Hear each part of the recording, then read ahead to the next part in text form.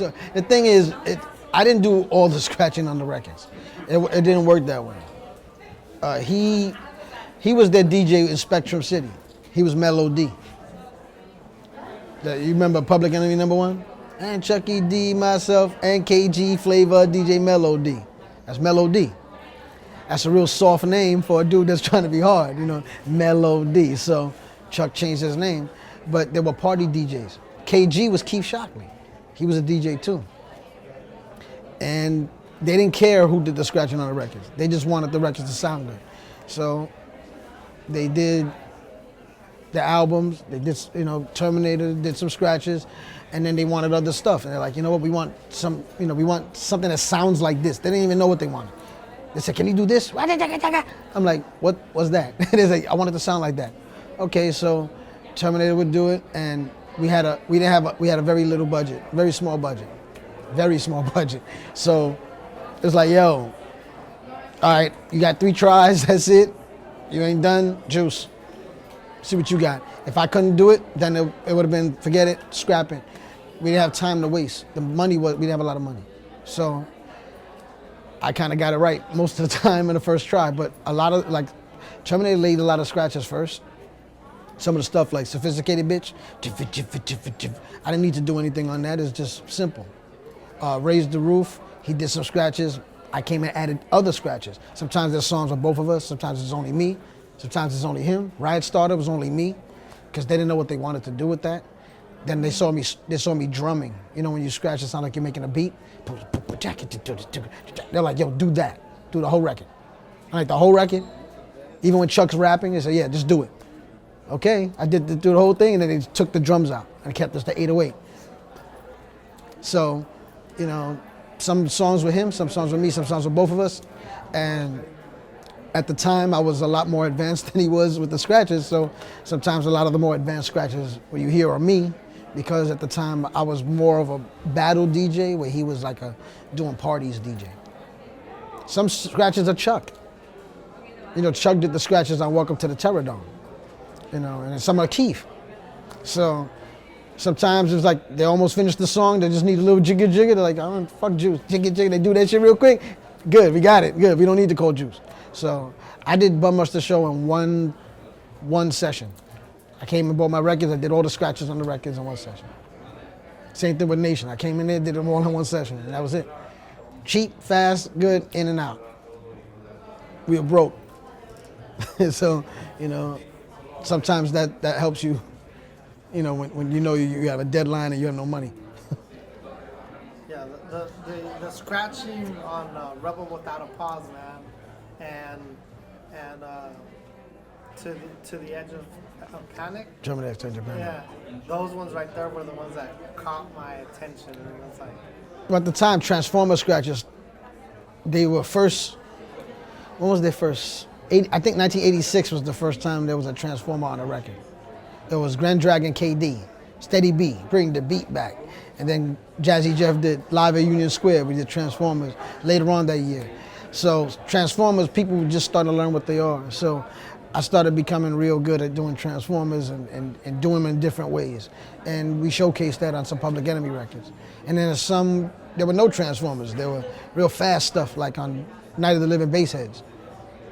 Matter of fact, I didn't use the fader a lot on Night of the Living Bassheads on purpose. We wanted the song to sound like the DJ had a mixer that he bought from a crackhead, because it was about crackheads. So if you buy a mixer from a crackhead, it doesn't work right, and you do this and it still bleeds through. So, we had themes to every song, so they were meant to sound a certain way. I did On the Shoulders of Giants for Kareem Abdul-Jabbar.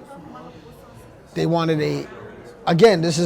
he was broke. He got all the music done, and he didn't like it. He spent all his money on this, and he was down to no money. So he asked some people to come in and help him, and Chuck actually agreed to do the theme. Of course, when Chuck agrees, that means I agree, even though I don't know about it. So, it's like, Juice, do the music. Let's just do the music for this opening credit for this movie. I'm like, how much are you paying? They're like, well, I ain't got no money. And I'm like, okay, well, who is it? Kareem Abdul-Jabbar. That's Kareem Abdul-Jabbar. So I did it. It's nice. We need music for the movie too. You got any of that? Sure. So That was my start in the scoring thing, that and Ali Rap, which again, Chuck was paid to do a theme. I did the theme, they loved it. You know how to score? I said, yeah. I lied, I never scored a movie in my life. Well, that's not true, I scored one before that, but I said I scored a movie and I wasn't really comfortable with it, but sometimes you gotta fake it till you make it. So they said, you know how to do it? I'm like, yeah. So okay, good, we need this much music for a whole movie. So I did it. I did it in 2 nights. I sent it to them. And they said, this is great. They paid me $40,000. And I was like, yeah. And then they paid me another $40,000 later. So I was like, well, you got any more work for me to do? You know, so I learned kind of by being put on the spot. And all it is really you have to make whatever's happening in the movie, you have to create a feeling about it. So if it's supposed to be sad, write something sad. If it's supposed to make you feel happy, make you feel happy. If it's supposed to make you feel nervous, do something that makes you feel nervous. And that's been an area where a lot of people in hip hop haven't been able to break into because they don't know enough about actual music to do that.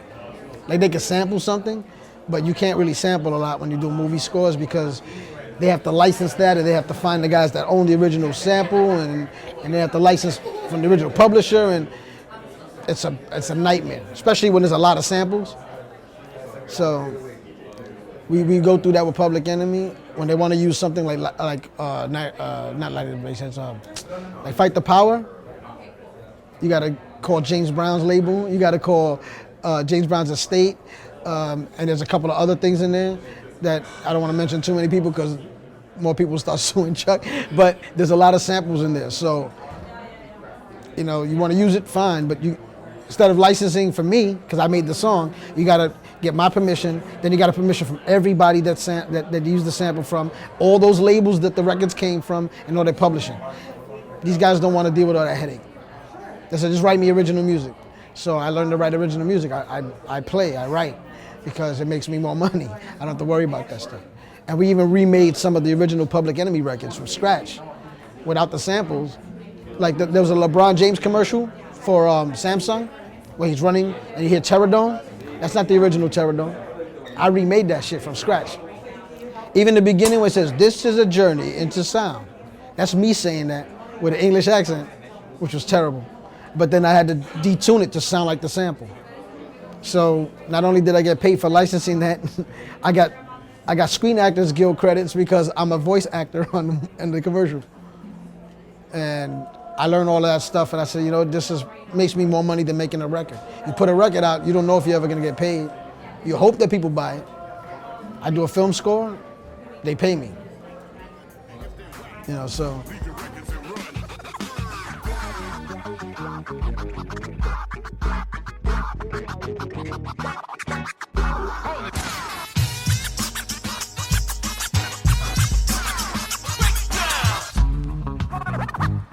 DJ Johnny Juice, he gets loose, but I'm warning you, he takes whack records to the range and blows them away with his rifles.